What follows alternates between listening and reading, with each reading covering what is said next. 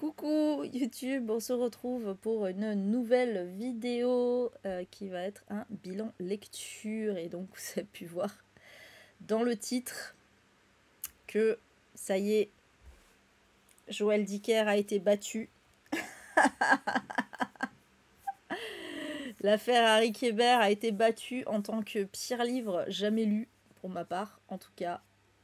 Ah super Malo. Et oui, j'ai lu le pire livre de tous les temps en ce qui me concerne. Alors certainement pas le pire livre qui existe, hein, évidemment. Mais parmi les lectures, ouais, franchement, je crois que là, on a atteint une apogée. Alors, c'est pas tant au niveau de l'écriture qu'au niveau du contenu, hein. C'est surtout une question de contenu, mais bon, bref. Mais c'est pas par ça que je vais commencer. Bon, je vous rassure, ça, vous allez pas attendre longtemps parce que je commence toujours par mes pires lectures. Mais avant ça, j'ai un abandon. J'ai un abandon, comme indiqué dans le titre. Et alors, rien ne va plus. Rien ne va plus puisque j'ai abandonné un Stephen King. J'ai abandonné celui-ci. Je m'en excuse grandement auprès des fans. Mais je n'ai pas pu. Bah Karine Karine, elle nous parle en code. il faut décrypter le message. Alors, si on ramène à l'alphabet... ouais, je me doute.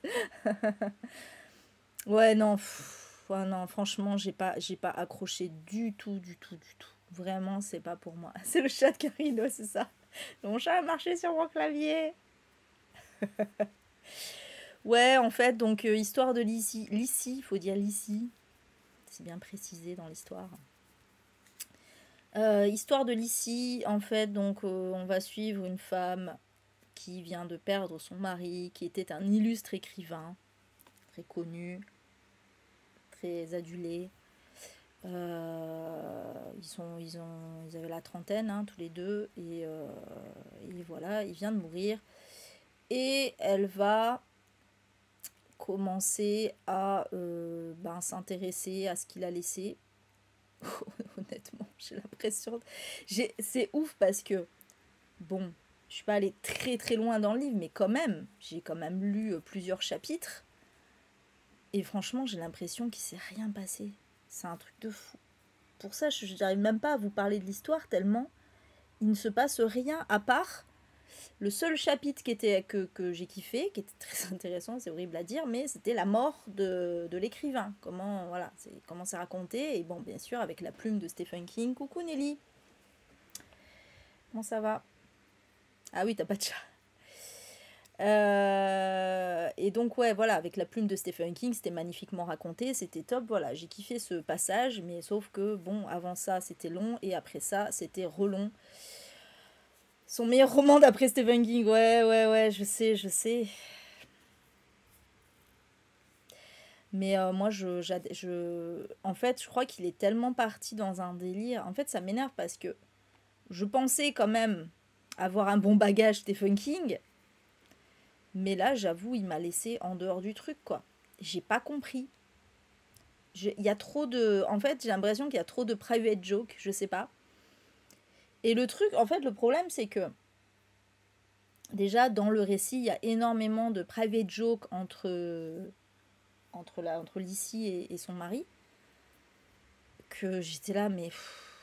En fait, il parle beaucoup en néologisme, avec des néologismes. Alors, au lieu de dire foutu, ils disent touffu. Au lieu de dire vachement, ils disent vachement. Et c'est que des trucs comme ça tout le temps. Et en vrai, moi, ça me saoulait parce que je suis là, mais parlez normalement, s'il vous plaît, parce que bon, c'est bon, quoi. On n'est pas à l'école primaire. J'avais l'impression... En fait, ça m'énerve parce que j'avais l'impression d'un côté de lire un truc pour enfants. Vraiment, hein. Et en même temps avec le truc noir de Stephen King, quoi. Mais je sais pas, c'était très bizarre. En plus, bon, voilà, il y avait des trucs que je comprenais pas. Par exemple, les narres de sang, là, je sais pas ce que c'est, les narres de sang. Elle répète ça 15 milliards de fois dans le livre, les narres de sang. Et je comprenais pas ce que c'était. Et ça me saoulait Et j'en pouvais plus d'entendre les narres de sang, quoi.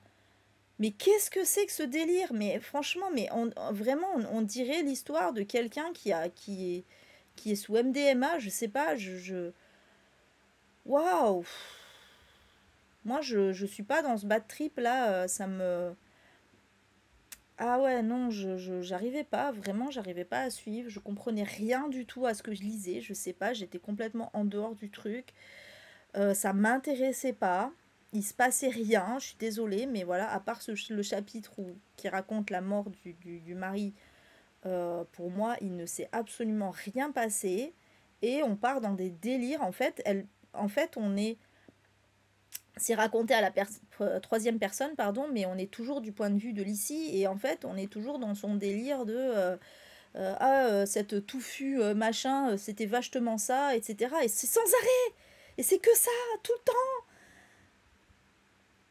Pourquoi tu parles comme ça? Arrête de parler comme ça, j'en pouvais plus, franchement, Bref, en plus c'est chiant parce que en vrai je l'ai écouté en audio. Enfin je l'ai pas écouté, je l'écoutais à l'imparfait en audio et parce que c'était un pavé que j'avais envie de l'écouter en audio. La lectrice était super, hein. En vrai, voilà, la lectrice était super, c'était très bien lu et tout ça machin, il n'y avait pas de souci, mais des os, je rentrais pas dedans. Donc voilà, du coup, j'en ai eu marre. Au bout d'un moment, j'ai fait, oh, c'est bon, allez, c'est bon, les vachetements là, et les narres de sang. Je crois qu'au énième nard de sang, j'ai fait, allez, j'arrête. C'est bon, j'en peux plus des narres de sang là. Coucou Michel, comment ça va? Ah, franchement, ça m'a explosé le cerveau là. Je sais pas, Fanny, puisque c'était en audio. Donc je sais même pas comment ça s'écrivait, nard de sang. Je sais pas, et je sais pas ce que ça voulait dire. Je sais même pas ce que ça voulait dire. J'ai pas compris. J'ai pas compris. Ça le répète 15 milliards de fois. J'en pouvais plus. Ah. Donc voilà, désolée, je suis peut-être trop con. Voilà, faut croire que soit je suis trop con, soit visiblement mon bagage Stephen King est pas assez grand pour que je comprenne ce livre qui apparemment a été son meilleur roman selon lui et qui en plus parle de sa femme, etc. Et c'est un hommage à sa femme, c'est super, mais bon là, personnellement, moi, Lissy, elle a juste été insupportable à mes yeux. Je pense que la femme de Stephen King méritait mieux que ça, pardon, mais vraiment, moi, elle me saoulait, la Lissy. Donc, ouais. Ouais, peut-être Odeya, hein, peut-être. Peut-être que j'aurais dû le lire, je sais pas. Je sais pas. Faudra que je jette un œil pour voir s'il y a un glossaire ou quelque chose. Je sais pas du tout. Parce que j'avoue que c'était... Bref. Bon, voilà. Bon, bref. Passons à autre chose. Oui, c'est vrai qu'il y a la trad aussi, hein. C'est ce que je me disais. Je me disais, putain, qu'est-ce que ça devait être à la base? À chaque fois qu'il y avait des néologismes comme ça, je me disais, qu'est-ce que ça devait être le mot original, quoi. Je me posais la question. Mais voilà. Bref, bon, écoutez, voilà, moi j'ai pas adhéré. Après, je veux bien croire que ce soit son meilleur roman, mais tant pis. C'est comme ça. On peut pas tout aimer de son auteur favori. Tu jettes pas l'œil? Ne jette pas l'œil? J'ai pas compris. J'ai pas compris, Michel. J'étais encore un truc que j'ai dit une connerie, je suis sûre. Ah oui, je vais jeter un œil sur... oui, d'accord, ok. Bon, blague de boomer un peu, Michel. Tu m'as habitué à mieux. Ah purée, bon allez. Je passe à ma pire lecture. Désolée, Laurence, si tu nous regardes. Bon, je pense qu'elle est pas là parce que sinon elle aurait dit bonjour, mais désolée, Laurence, si tu regardes le replay. Parce que c'est le livre que tu m'as offert. Pauvre Laurence. J'en suis désolée. Encore que, d'un côté, en vrai, c'est cool. Parce que ça veut dire que le livre qu'elle m'a offert, il m'aura marqué toute ma vie. Comme étant le pire livre. Quelque part, c'est un honneur. Je vieillis. Voilà, donc le grand rafraîchissement de Benoît Dutertre. Alors, le synopsis envoyait quand même, enfin présageait quand même de quelque chose d'intéressant à la base, puisque donc on est dans une dystopie, ou du moins dans un roman d'anticipation, disons plutôt, encore que, ouais, non, enfin, en tout cas, ça laissait plutôt présager d'un roman d'anticipation dans lequel, bon, bah, suite au réchauffement climatique, au final, il y a eu une période glaciaire, d'ère glaciaire, comme dans Le Jour d'après, parce que, bah voilà, on suppute hein, que comme les glaciers ont fondu, ils sont allés refroidir l'océan et ça a fait un effet inverse, etc. Bref. Alors c'est pas vraiment une ère glaciaire d'ailleurs en tant que telle, hein, c'est juste qu'il fait plus froid quoi. Voilà, en vrai c'est pas comme Le Jour d'après où tout gèle partout quoi. C'est juste qu'il fait beaucoup plus froid. Voilà, donc le résumé en gros ça disait ça et puis ça disait aussi qu'on allait suivre plusieurs personnages et que tous allaient finalement se recroiser, en tout cas se retrouver dans cette histoire de grand rafraîchissement là, voilà. Ouais, tu m'étonnes, Malo. Non, il y avait peu de chance quand même. Il y avait peu de chance. Non, franchement, franchement, celui-là, j'ose espérer vraiment que personne d'entre vous ne l'a aimé. Parce que sinon, je vous renie. Vraiment. Je vous le dis. Parce que là, je veux bien que vous soyez pas autant féministe, tout ça, militant que moi, ça, il n'y a pas de souci avec ça. Mais là, on est quand même parti sur des extrêmes, waouh. Voilà. D'ailleurs, bon, si vous regardez le titre, Le Grand Rafraîchissement, à quoi ça vous fait penser? Attention, le grand remplacement, bien sûr. Vous allez voir que c'est pas anodin comme titre. Coucou Jodiane, comment ça va? Et donc voilà, donc en fait, oui, ce résumé, bah, je m'étais dit, bon, alors honnêtement, je sentais un petit peu le truc boomer. Je sais pas pourquoi, il y avait des trucs, voilà, parce que ça parlait de cité sensible, machin, et puis bon, l'auteur,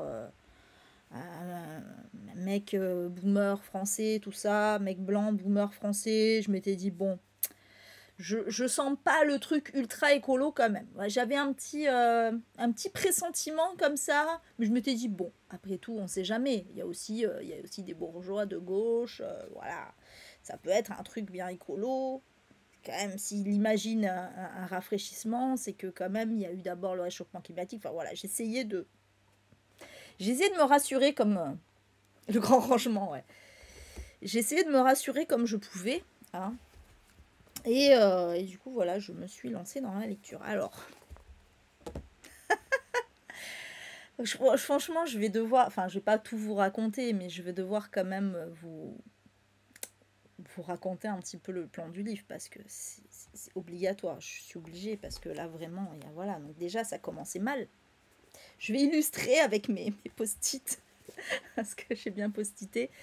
Déjà, ça commençait mal parce que donc le premier chapitre, en fait, on est avec un auteur. Alors moi, je pensais que c'était l'auteur, quoi. Je pensais que c'était lui qui faisait ses petites notes là comme ça, mais non, j'ai compris plus tard, mais c'est pas clair, que en fait c'est un personnage.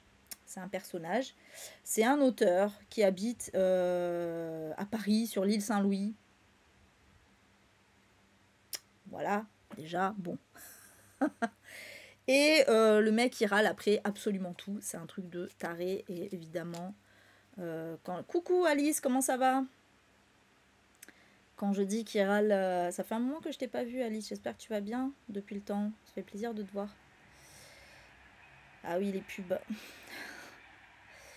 Qu'est-ce que je disais? Oui, donc voilà, quand je dis qu'il râle après tout, c'est vraiment, il râlait après tout. Il y en a 4 à la suite, la pauvre. Ouais, j'avoue. Ouais, mais c'est pas grave, il y aura d'autres choses. Donc en fait, voilà, il commence à râler sur les vélos. Il râle sur les musiciens qui jouent dans la rue. Il râle sur les travaux. Il râle sur les ouvriers qui parlent pas français. Il râle sur les gens qui vont pas assez vite dans la file d'attente de la boulangerie. Enfin voilà, il râle sur tout. Et toi, t'es là, bon. t'es gentil mec, mais ok. Et après à la fin, il nous sort, je sais plus si je l'ai postité ça, mais bon dans tous les cas c'était juste pour me rappeler du truc. Mais, euh, mais ouais voilà, il nous sort, donc il va chez des gens dans une soirée, et en fait il est obligé de sortir sur le balcon pour aller fumer, et il râle parce que ça gêne les gens qui fument. Et il dit ouais avant, quand c'était autorisé de fumer à l'intérieur, bah, les gens ils disaient rien, bah, peut-être parce qu'ils n'avaient pas le choix déjà, connard. Et puis bon, après avoir râlé sur les vélos, les ouvriers, la boulangère et compagnie, tu vas râler parce que les gens râlent parce que tu fumes. Ah, peut-être qu'il faut se... Peut-être que le problème vient pas des autres. Bon, voilà, ça commençait bien. J'étais là, bon, allez, putain, on est en full boomer là, allez. Mais ça, c'est rien encore. Ça, c'est gentil. Ça, c'est très gentil, ça, c'est mignon encore. Franchement, voilà. Et alors après, le drame commence. Là, le vrai drame commence. Parce que donc, le chapitre suivant, je vais pas vous faire tous les chapitres, je vous rassure, hein. J'avais prévenu que ce serait long sur ce livre. Le chapitre suivant, donc on est dans une dystopie. Alors déjà, j'ai pas compris parce que j'étais là, attendez, la dystopie, c'est pas censé être le grand rafraîchissement? Non. Non, pas encore, visiblement en tout cas. Donc on est, ouais, on est dans une dystopie. Donc a priori, j'ai compris après que tout était de la même histoire en fait, hein, mais franchement, c'est pas clair quand tu lis le livre. T'es là, attends, d'abord il y a l'auteur qui parle, ensuite on est dans une histoire qui a rien à voir avec le synopsis. Qu'est-ce qui se passe? Je comprends pas. Bref, et j'ai compris après coup. Donc une dystopie où en fait, bon, visiblement, il faut croire que c'est la gauche qui est au pouvoir. Et donc là, il y a une nouvelle loi qui sort comme quoi ben, il faut instaurer un quota de personnes blanches et bourgeoises à mettre en garde à vue, à arrêter, etc. Parce que, vous comprenez, il y a vraiment trop de racisés. Alors, il utilise évidemment pas ce mot, hein, mais en gros, voilà, il y a trop de racisés en prison, en garde à vue, etc. C'est pas normal, donc il faut rééquilibrer le tout. Et donc, pour rééquilibrer, eh ben, il faut arrêter des blancs, des bourgeois, etc. Moi, j'étais là, mais mec, t'as vraiment cru que c'était ça la solution? Je vous jure, je suis fou. Bon, bref. Euh, Et donc voilà, et donc il part dans cette dystopie-là. Et donc évidemment, vous aurez compris, c'est totalement anti-woke, hein, voilà, donc les grands méchants woke qui font de la cancel culture. Du coup voilà, et donc je vous lis, je ne peux que vous lire un petit extrait, vous allez comprendre comment dire, que ce mec vit dans une autre dimension, mais vraiment. Il est dans la 4e dimension. Il n'a pas du tout compris ce que voulait la gauche, les woke, etc. Hein. Donc il dit, en fait, voilà, la première audience en fin de matinée s'était soldée par 3 ans de prison ferme infligée à un prêtre de Sainte-Clotilde pour des gestes déplacés suite à une dénonciation anonyme. Jusque-là, tout va bien. Puis une autre par 2 ans avec sursis à un producteur qui avait refusé de confier un rôle féminin à un acteur barbu se disant non-binaire. Ouais, d'accord, le délire hélicoptère de combat, machin, c'est bon, quoi. Putain, ils ont 2 blagues, hein, les droitards, c'est un truc de fou. Attendez, c'est pas fini.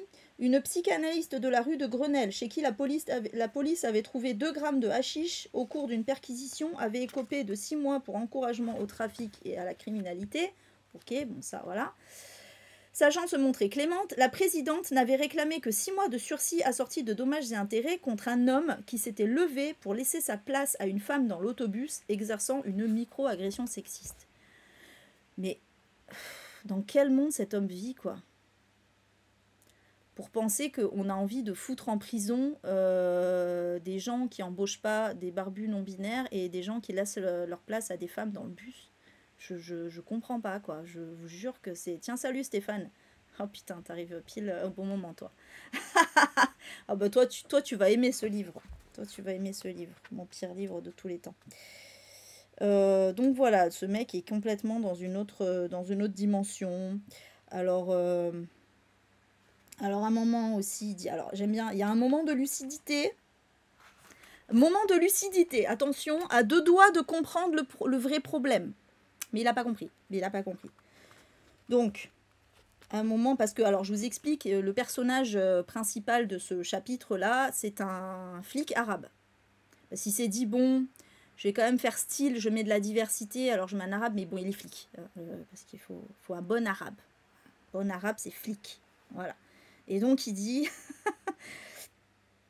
Enfin, c'est elle. Oui. C'est lui ou c'est elle qui dit? Bon, bref, il y a quelqu'un qui parle et qui dit comprenez-nous, madame, imaginez qu'un jeune homme de couleur et sans papier eût été interpellé comme vous en possession de plusieurs couteaux. Tout le monde aurait eu peur et il se serait vu suspecter des pires intentions. Ben oui. Du coup, oui. À deux doigts de comprendre le problème. À deux doigts de comprendre que s'il y a plus de personnes racisées qui sont arrêtées, qui sont mises en garde à vue, c'est parce qu'il y a un délit de faciès. Du coup, pourquoi tu vas imaginer qu'on a envie de faire des quotas, des machins comme ça? Mais c'est pas comme ça que ça se passe, en fait. Faut juste peut-être arrêter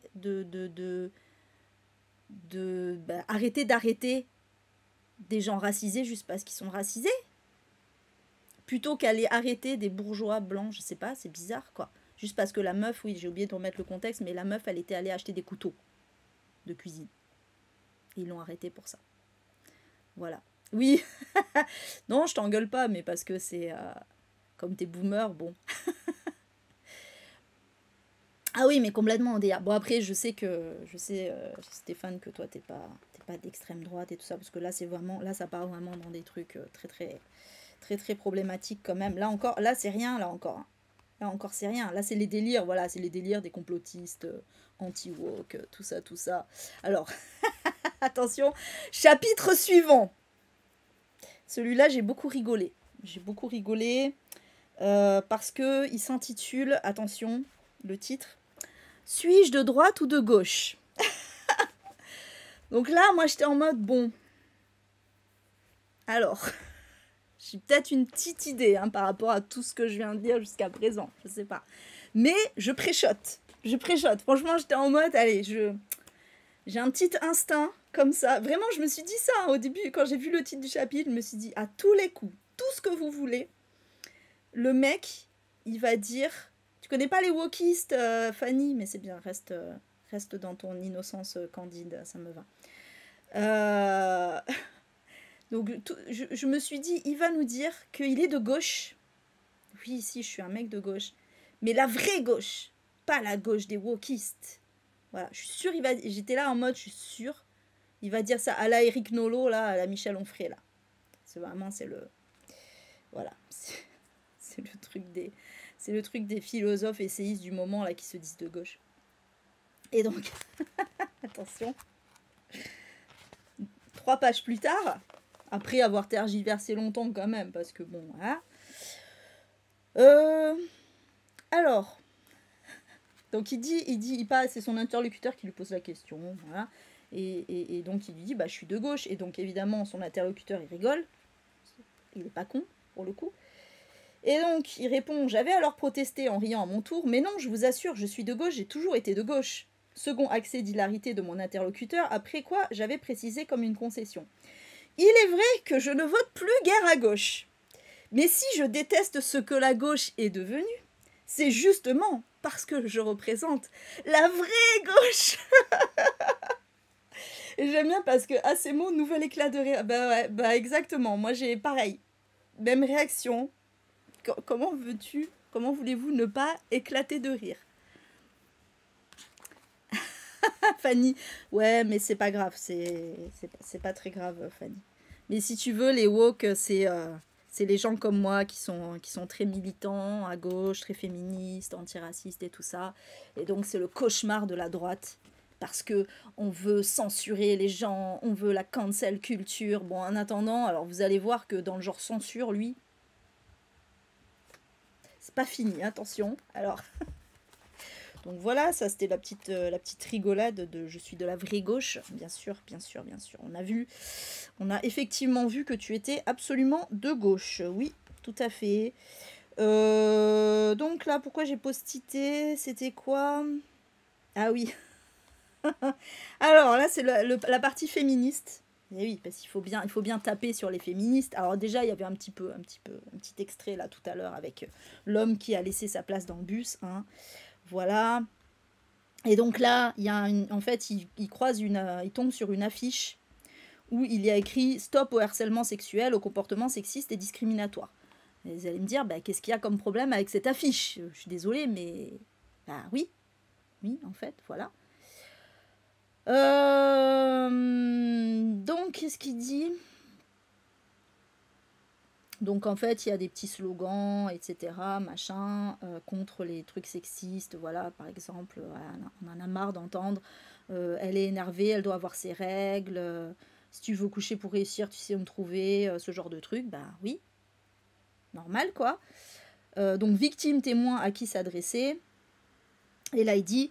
Devant cet appel placardé dans les locaux de la Direction régionale de la culture par une association subventionnée de lutte contre les violences faites aux femmes, j'ai soudain songé qu'il convenait de bien réfléchir à chaque mot que j'allais désormais prononcer sur la place des femmes dans l'histoire musicale et que le mieux serait de m'éclipser discrètement pour aller chercher de l'argent ailleurs. Mais mec, mais à quel niveau de fragilité, coucou Christelle, à quel niveau de fragilité il faut être pour avoir peur d'une affiche qui dit stop au harcèlement sexuel et au comportement sexiste quand même. Allô? Mais Nous, on a peur de se faire violer par les mecs, de se faire tabasser, de se faire tuer. Lui, il a peur parce que, oh là là, on peut plus rien dire. Oh là là, j'ai peur, il faut que je fasse attention à ce que je dise, je vais me faire taper.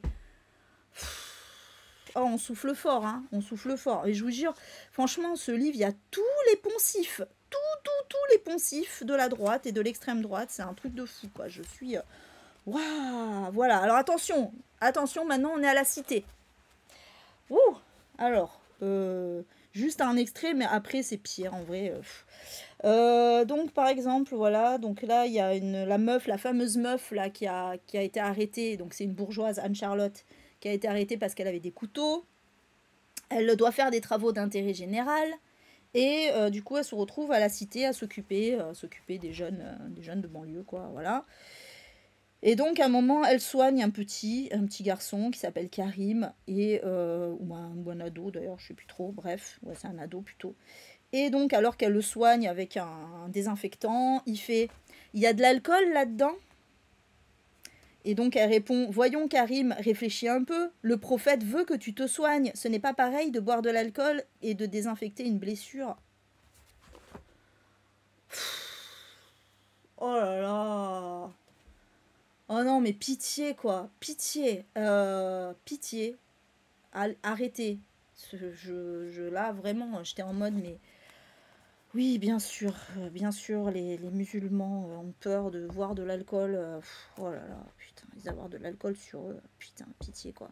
Au secours. C'est comme, oh là là, tu jettes une tranche de jambon sur un musulman et il part en fumée quoi. C'est la kryptonite, on en est là quoi. On en est là quoi, vraiment. Ah oui, non mais complètement, mais c'est vraiment... Et donc après, c'est un festival... Franchement, j'aurais pu post-iter toutes les pages, hein, vraiment, mais c'est un festival de racisme, mais violent, sur la cité.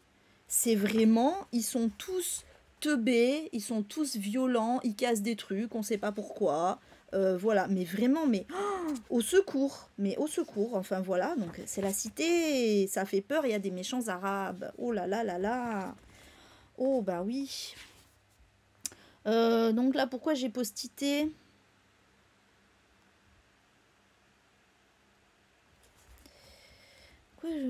Ah oui. Voilà. Suggérez-vous, j'aime pas c'est pas ça. Suggérez-vous que la jeunesse des cités serait particulièrement agressive? Mouloud se redressa comme s'il était pris en faute. Certainement pas, madame la juge. Parce que vraiment, c'est le truc. Parce que la juge, on rappelle, elle est de gauche, c'est les woke. Alors, il faut pas dire qu'ils sont agressifs dans la cité, alors qu'on vient de voir, évidemment, qu'ils étaient absolument horribles. Hein. Voilà. Et donc, la juge a fait « Ce qu'on souhaite montrer précisément avec l'opération menée ces jours-ci, c'est qu'il y a autant de délinquance dans le 7e arrondissement que dans n'importe quel quartier périurbain. » Mais arrête, Benoît Duterte, là, on le sait qu'il n'y a pas autant de violence dans le 7e que dans la cité, ça va. Oh la lourdeur, mais personne dit ça. Mais personne n'a jamais dit qu'il y avait autant de violence partout. C'est débile de dire ça. On le sait que oui, dans la cité, il y a une propension, mais peut-être qu'il faudrait s'interroger pourquoi, c'est le cas en fait, je sais pas. C'est dingue. Ah, mais ça me rend ouf. Ah ouais, mais vraiment malo, mais là... et vraiment, j'étais là, mais qu'est-ce qu'il raconte, quoi. Oh là là. Et genre, mais comme si les gens de gauche, ils pensaient ça, mais n'importe quoi. Oh, autant de comportements, alors voilà, autant de violence chez le français de souche que chez l'enfant d'immigrés de la deuxième génération, autant de comportements inappropriés chez l'homme à particules que chez le migrant fraîchement arrivé dans notre pays. Non mais, ta gueule quoi, à ce niveau-là, vraiment ta gueule quoi. Oh là là, bref. Voilà, après elle le reprend parce qu'il dit Madame le juge, et elle le reprend sur la juge, c'est bon. Voilà, donc ensuite il y a quoi? Putain, je vous jure, c'est un enfer, je suis même pas à la moitié du livre. J'avais prévenu que ce serait long, mais il faut que je suis obligée là, parce que, ah oui, alors attention, alors,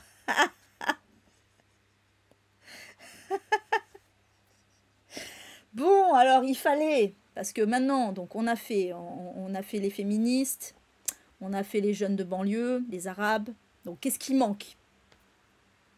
Attention, le suspense est entier, qui c'est qu'on a oublié?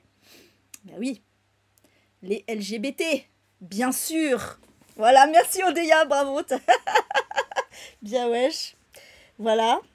Alors allons-y. Ben oui, ben oui. Eh oui, attendez, il manquait ça. Alors, bon, à part le barbu non binaire, vite fait, mais ça suffisait pas. Donc là, on a une manif. On a une manif de la communauté LGBTQIA+. Manif écolo. Manif écolo parce qu'ils savent que ça, hein, évidemment. Ils savent que faire des manifs écolos. Donc voilà, Planète Urgency, Révolte Radicale, Save My World, tout ça. Et le truc, c'est que, alors attention, ils vont dans la cité. Je sens que vous allez voir venir le truc. Ils vont dans la cité pour faire leur manif. LGBTQIA+. Et donc, attention. Donc voilà, ils arrivent. Alors en plus, voilà les descriptions. Progressant entre les véhicules immobilisés, l'employé de la maison du lien social se retrouva enfin nez à nez avec les manifestants qui distribuaient des tracts et opposaient à toute circulation leur jeunesse pleine de certitude. Des filles en tunique à fleurs, des garçons en parka militaire, chevelure teinte ou crâne rasé. Il a oublié les cheveux bleus, hein, je suis déçue. Former plusieurs groupes au milieu de la chaussée, mais je crois qu'il le dit à un moment quand même, hein. Et semblait porter autant de revendications qui les autorisaient à bouleverser la vie du quartier. Certains conducteurs étaient sortis de voitures et protestaient. « Laissez-nous passer, laissez-nous travailler !» Une voix plus forte, couvrant les autres, s'exclama. « Retournez à vos études, bande de petits cons !» Le jeune qui tenait le porte-voix répondit solennellement. « Ne vous comportez pas en alliés du capitalisme. Rejoignez-nous pour le grand combat !» Un autre militant énuméra en hurlant. « Étudiants grévistes, défenseurs des animaux, personnes LGBTQI+, tous unis !» Des hurrahs s'élevèrent tandis que s'agitait un drapeau arc-en-ciel portant un autre slogan « Trans et queer pour la planète ». Ah oui, j'avais d'abord postité ça. C'était avant qu'il y ait le truc dans la cité. Parce que Anne-Charlotte, un instant, se demanda quel lien pouvait exister entre le fait de changer de sexe et celui de sauver la planète. Eh oui, parce qu'on peut soutenir qu'une seule cause à la fois, évidemment.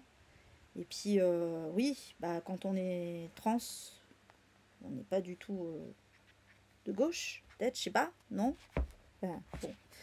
La meuf, c'est le mec, en l'occurrence, l'auteur, il vraiment, le mec, il comprend rien à rien, quoi. C'est un truc de fou, vraiment, mais...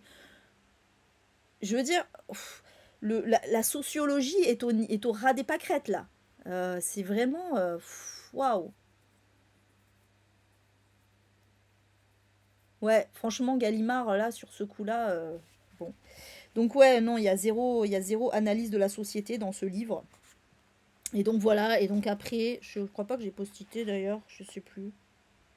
Si? Ah oui, voilà. Oui, voilà, donc on n'aime pas trop les tarlouse de ton genre ici, donc voilà, ça c'est les mecs de la cité qui arrivent et évidemment qui viennent se confronter aux LGBTQI+. Et donc voilà, qui leur disent, bah on s'en fout des arbres. Alors en plus, le cliché, ne comprenez-vous pas que le monde va se transformer en désert? Ça tombe bien, on en vient du désert. certainement de la part de personnes qui sont nées à Paris. Hein. Voilà, mais bon, bref. Donc voilà, évidemment, ça commence à se fighter, alors qu'à la base, ils venaient pour les LGBT et plus, là, venaient dire soyez nos alliés, etc. Voilà, donc en fait, le message là, c'est de dire bah, regardez les gens de gauche, ils se tapent entre eux, ils sont même pas capables d'être d'accord entre eux, c'est trop drôle. Voilà, voilà l'analyse de la société. Alors après, il y a toute une partie du livre que j'ai pas postité parce que c'était chiant, il se passait rien. Voilà, en fait, on passe à une autre histoire où on est avec... Alors, honnêtement, je crois, je n'ai pas vérifié ou quoi, mais je crois que Benoît Dutertre est gay. On peut être gay et être complètement con, hein, ça arrive. Hein. Euh, et en fait, là, il a décidé de faire un personnage gay qui, je crois, est auteur aussi. Alors, je sais pas si c'est le même qu'au début, parce qu'on comprend rien à ce livre. Honnêtement, on comprend que dalle. Hein, on sait pas. J'arrive pas à comprendre les tenants et aboutissants du truc, de qu'est-ce qui est relié à quoi. Voilà. Et donc là, pendant une 102 à une bonne cinquantaine de pages, il se passe pas grand-chose. Voilà. Je passe. C'est pas intéressant. C'est vraiment pas du tout intéressant. Il se passe rien. Et c'est un truc de fou comme il se passe rien. Ah oui, non mais c'est ça. Oui, il est gay, ouais, bon voilà. Il est gay comme Florian Philippot et Gabriel Attal, quoi. Voilà. La vraie gauche. Et donc, on retourne à notre... alors voilà, c'est là, donc... Alors, le livre fait 213 pages. Le grand rafraîchissement promis arrive page 171.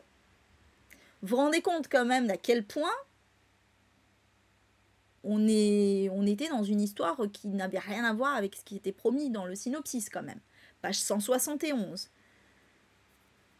Ouais, je sais qu'il est mort en juillet, ouais. Ouais. C'est pas grave, de toute façon, il l'aurait pas vu dans tous les cas. Et donc, en ce moment, il y a plein de grands hommes comme ça qui décèdent. Ouais, c'est clair, c'est pas cette chronique qui l'aura tué. Donc là, ça y est, attention, le grand... Donc on approche de la fin, je vous rassure, mais il y a encore pas mal de choses. Hein. Ça y est, le grand rafraîchissement est arrivé. Oh là là. Enfin, il arrive petit à petit. Hein. Donc on comprend qu'il fait de plus en plus froid. Tout ça. Donc voilà, alors on nous dit... Parce que là, il va parler politique. Oui, enfin, depuis tout à l'heure, il parle politique, mais je veux dire, il va parler géopolitique. Voilà. Donc des élans de colère s'élèvent alors dans le monde médiatique et politique, spécialement parmi les rangs écologistes, mais aussi tous ceux qui, depuis des années, bâtissaient leur magistère sur la question climatique. Les mêmes qui avaient pourchassé toute contestation, au point d'avoir introduit dans la loi un délit de négation du réchauffement et de ses causes humaines. Ouais, ok. Menacés de poursuivre en justice quiconque osait prétendre que le drame annoncé ne se produirait pas. Ils priaient chacun de reconnaître que le rafraîchissement constituait bel et bien la preuve ultime du réchauffement. Bah en fait oui, enfin je sais pas, c'est logique. Pourtant, la plupart des citoyens ne pouvaient s'empêcher d'observer un tout autre phénomène qui s'apparentait plutôt en France au retour de ce climat tempéré, longtemps décrit comme un des plus sûrs atouts du pays, ses printemps vifs, sa douce torpeur estivale, blablabla. Blablabla. Bon. Alors je vous explique un peu, c'est que en fait, j'ai postité pour me rappeler un peu de ce passage, c'était pas vraiment pour vous le lire. Ce qui se passe, c'est que il dit 2 pages avant, littéralement, ou non, ou peut-être en intro, je sais plus, bref, il fait référence au jour d'après. Lui-même, il fait référence au jour d'après, en disant... D'ailleurs, j'avais pas postité ça, en fait. Je suis pas en train de me demander si je l'avais postité. Oh non, c'est pas grave. Peu importe. En disant que c'est donc à cause, dans le jour d'après, c'est à cause du réchauffement climatique, c'était très visionnaire le jour d'après, parce que ça a quand même 20 ans, hein, que c'est à cause du réchauffement climatique qu'il y a eu l'ère glaciaire. Donc on est d'accord que dans le jour d'après, et il le dit lui-même d'ailleurs, le réchauffement climatique existe bel et bien. Il n'y a pas de climato-scepticisme là. Et là, il nous explique que en fait, ce grand rafraîchissement, en fait, ça n'a rien à voir avec le réchauffement climatique. C'est juste parce que, alors ça, c'est un truc de tous les complotistes boomers, là, c'est un cycle. Mais oui, voyons donc. À chaque fois, la Terre se réchauffe, la Terre se rafraîchit, etc., etc. Donc il n'y a pas de réchauffement climatique, c'était juste un cycle, et puis là, bah hop, c'est bon, ça s'est rafraîchi, nickel. Bon, voilà, super, allons-y. Donc là, il part dans tout un truc de qu'est-ce qui va se passer maintenant. Et donc, alors, il dit qu'au final, on revient à des élevages, machin, même à des élevages industriels. Enfin, voilà, en gros, il fantasme. Alors là, attention, on est parti. Là, on est parti sur tout un gros, enfin, plusieurs chapitres d'ailleurs, sur le fantasme de Benoît Dutertre de la France, de la France traditionnelle. La France comme il aimerait qu'elle soit, en fait. Alors là, gros fantasme. Alors, déjà, je rigole parce que lui, il veut bannir l'anglais en mode maintenant, voilà, il dit c'est bon, l'impérialisme américain, tout ça. Maintenant, tout le monde parle anglais, c'est n'importe quoi. Il faut plus qu'on ait ça, etc.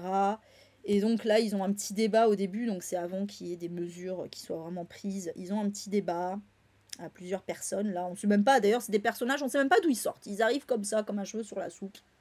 Pourquoi pas. Et donc voilà, il faut se rappeler, voilà, il faut se rappeler d'abord que lorsque plusieurs pays décidèrent de créer une communauté européenne après la Seconde Guerre mondiale, l'idée de parler anglais ne leur effleurait même pas l'esprit. Les Français, les Italiens, les Allemands et les autres parlaient allemand, italien et surtout français, la langue privilégiée par les diplomates.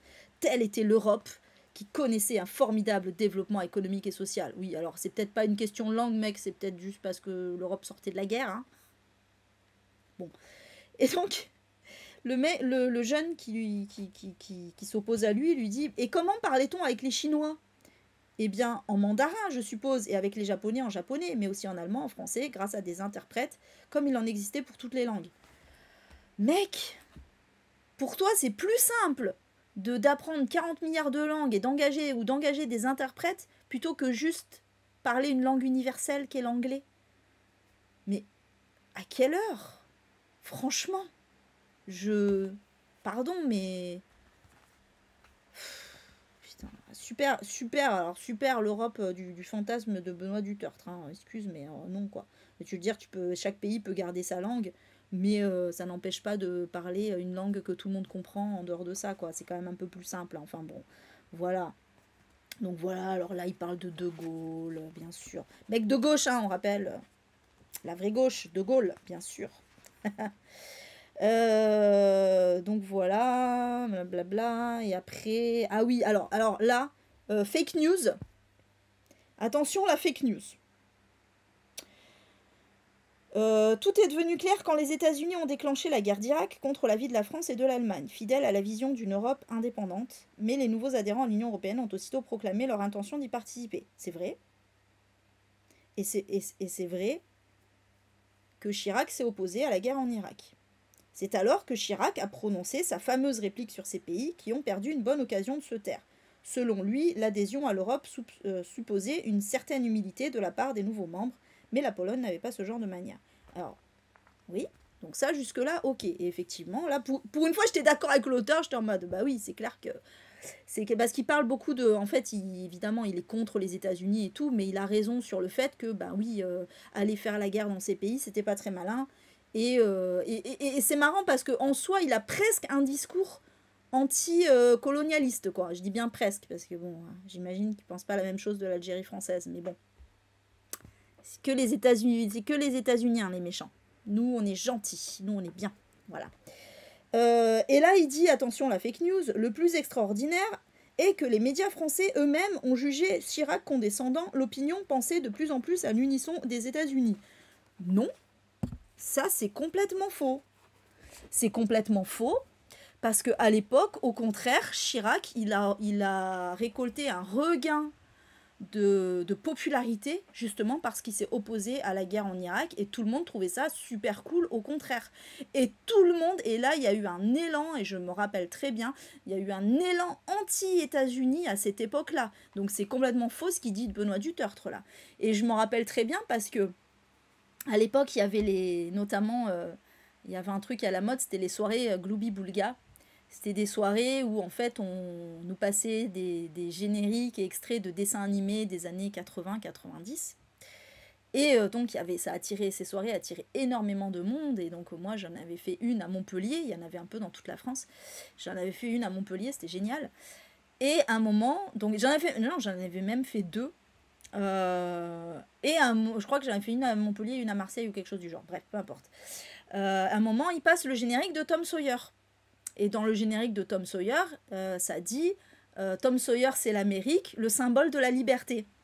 Et là, toute la salle, à l'unisson, mais direct, huait le générique, quoi. Mais vraiment. Parce que c'était en 2003 et que Chirac venait de dire non à la guerre en Irak et que tout le monde était opposé à cette guerre, quoi. Donc, ah ouais, c'est vrai, Malo. Ah, c'était bien les soirées Gloubi-Boulga. C'était trop bien, très bon souvenir. Ouais, on a essayé l'espéranto, ça n'a pas pris, c'est clair, oui, mais du coup, voilà. Comme ça, on a laissé la langue dans plein de pays, c'est ça, exactement, Odéa. Ah putain, non mais franchement, ils sont pas à une contradiction près. Hein, voilà. Bon, bref, voilà, c'était le petit moment fake news, là où j'étais là, mais n'importe quoi, bref. Alors, voilà. Alors là, j'ai mis un post-it cœur. Parce qu'il y a un personnage qui est bien. Et j'étais là, mais oui, t'as parfaitement raison, mec. Voilà, donc il y a un mec qui dit « Vous êtes sacrément lourd avec votre France éternelle. C'est petit, c'est étriqué, c'est vieillot, c'est moisi tout ça. Croyez-vous amusant d'habiter un pays où les jeunes sont encouragés à devenir artisans ou garçons de ferme, où on étudie l'histoire de la nation et de ses héros comme au XIXe siècle, où on a rétabli l'enseignement prioritaire de l'allemand, de l'italien ou de l'espagnol, si bien qu'on ne pourra bientôt plus échanger avec les étudiants du monde entier qui parlent presque tous anglais, où des gens comme vous célèbrent leur culture à longueur de temps, organisent des festivals de musique française, de cinéma français, de chansons françaises. La France n'est qu'un petit morceau du vaste monde, mais vous préférez vous contempler dans un miroir, à force d'entendre des discours comme les vôtres, la simple idée d'être français finit par nous faire vomir et nous donne envie de nous échapper. Et donc moi j'étais là, mais oui, je suis d'accord. Et là, attention, réponse de l'intéressé, réponse de l'auteur. Les accusés se dévisagèrent, comprenant que le combat n'était pas gagné et que viendrait peut-être le temps d'un nouveau mai 68. Là, je me suis tellement fait spalmer, j'étais là, mais... Putain, t'as fait mai 68, Benoît Dutertre? Tu sais que mai 68, c'était un truc gauchiste quand même? Que c'était précisément ce que défendent les woke que tu détestes aujourd'hui? C'est trop bizarre. Il parle de mai 68 comme si c'était un truc réac, quoi. Il est nul en sociologie, il est nul en histoire, il est nul en politique. Ce qui se passe? Ouais, non, Stéphane, parce que t'as vu, le point de vue, il est direct, il est balayé. En mode, oh là là, pouf, il y a encore du boulot, hein, pouf, là là, c'est pas gagné cette histoire, voilà, c'est... Donc non, en fait. Et c'est le seul truc bien avec... Voilà, il y a eu deux trucs bien dans le livre, c'est celui-là et celui de tout à l'heure où il disait les personnes de couleur avec des couteaux, là. Voilà. C'est les deux élans de lucidité qu'il y a dans le livre. Non, mais... Non, même pas, Malo, même pas, c'est vraiment ce qu'il pense. Alors attention, non, je te jure, c'est vraiment ce qu'il pense. C'est vraiment, je te jure, c'est tellement... Clairement, on dirait trop une parodie, c'est drôle, hein, mais c'est vraiment... Et là, donc, je rappelle que là, on est dans une dystopie, on est dans un roman d'anticipation, là, attention. Donc, attends, c'est pas fini, donc voilà. Qu'est-ce qu'il y a d'autre? Là, qu'est-ce que j'ai postité? Ah oui, la France nouvelle, oh là là. Donc, la France nouvelle... Ah oui, la France nouvelle était réputée... Donc là, en fait, il a imaginé une utopie selon lui. Voilà, lui, c'est vraiment... comment il imagine la France, voilà, comment elle doit être. Donc la France nouvelle était réputée aussi pour son harmonie sociale et sa liberté de mœurs. Alors je rigole, étant donné qu'il vient de descendre totalement les féministes et les LGBTQIA+, et il parle de liberté de mœurs. Tout en asséchant l'immigration illégale, les autorités déployaient leur énergie pour assimiler ces enfants de toutes origines qu'on avait laissés grandir en marge de la société soumis au vent mauvais. Oui. Ben oui. De nouveau, c'est bien, non mais en plus c'est bien en vrai ce qu'il dit, mais sauf que ben, c'est pas ce qui se passe quoi. Enfin, De nouveaux programmes urbains démantelaient les ghettos au profit de quartiers où renaissait l'art de vivre à la française. La liberté d'opinion et la laïcité de l'État faisaient figure de principe, en intégrant toutefois l'héritage des siècles, comme cette présence de la religion catholique. Ah oui, bah la fameuse laïcité de la religion catholique, voilà, bien sûr, évidemment, parce que la laïcité, c'est donc la religion catholique, voilà, dans le paysage et les traditions. Et donc, les places Rosa Parks et boulevard Harvey Milk s'étaient transformées en place Gaston Monnerville et square Jacques Chazot. Et d'autres rappelant combien ce pays, alors attention, vous allez rigoler encore une fois, hein, combien ce pays en avance sur tous les autres avait aboli l'esclavage et dépénalisé l'homosexualité. Alors, l'esclavage, il a été réétabli par Napoléon déjà, donc non. Et l'homosexualité, elle a été dépénalisée en 1982, quelque chose comme ça, je crois, c'est mon année de naissance. 100 ans après l'Italie quand même. Hein. Ah oui, bah oui. Ah, ça a été la France a été un des derniers pays d'Europe à dépénaliser. Mais à part ça, on a été les premiers. Bien sûr, bien sûr. D'ailleurs, il dit même pas les premiers, il dit... Ah si, il dit en avance sur tous les autres. Ouais, en avance sur tous les autres. Oui, on était très en avance pour l'abolition de l'esclavage et la dépénalisation de l'homosexualité, bien sûr. Oui. Bon, tu n'as pas révisé ton histoire. Voilà. Ah oui, c'est son droit, Stéphane, mais c'est mon droit aussi de trouver que c'est de la merde. Voilà. Donc, voilà. Déjà. Donc voilà, après, alors voilà, il dit qu'on a accueilli Joséphine Baker, Sidney Bechet, d'autres noirs américains touchés par la ségrégation, pardon. Donc là, en fait, il est en train de dire que la France est meilleure que les États-Unis parce que nous, au moins, on accueillait les noirs. Oui. Faut voir ce qu'on leur faisait subir aussi. Hein. Tout va bien. Non, donc en fait, pendant un petit moment, il est en train de dire qu'il n'y a pas de racisme en France. Bien sûr, après avoir été raciste pendant plusieurs pages, il nous dit qu'il n'y a pas de racisme en France. Tout à fait. Voilà, donc oui. Voilà. Voilà, dernière chose. Deux petites dernières choses. Donc là, c'était quoi ? Les Airbnb. Oh oui. Donc il reparle de... Vous savez, au tout début, quand il avait râlé sur les travaux, tout ça, machin. Là, il dit, évidemment, ce paradis serait imparfait. Et après avoir longtemps pesté contre les travaux de mes voisins, je hurlerai maintenant contre les sirènes des ambulances arrivant en toute hâte pour conduire leurs blessés à l'hôpital voisin. J'en tirerai de nouvelles chroniques d'humeur lancées contre la pollution sonore, toujours aussi gravement ignorée des autorités. Mes protestations n'auraient comme d'habitude aucun effet.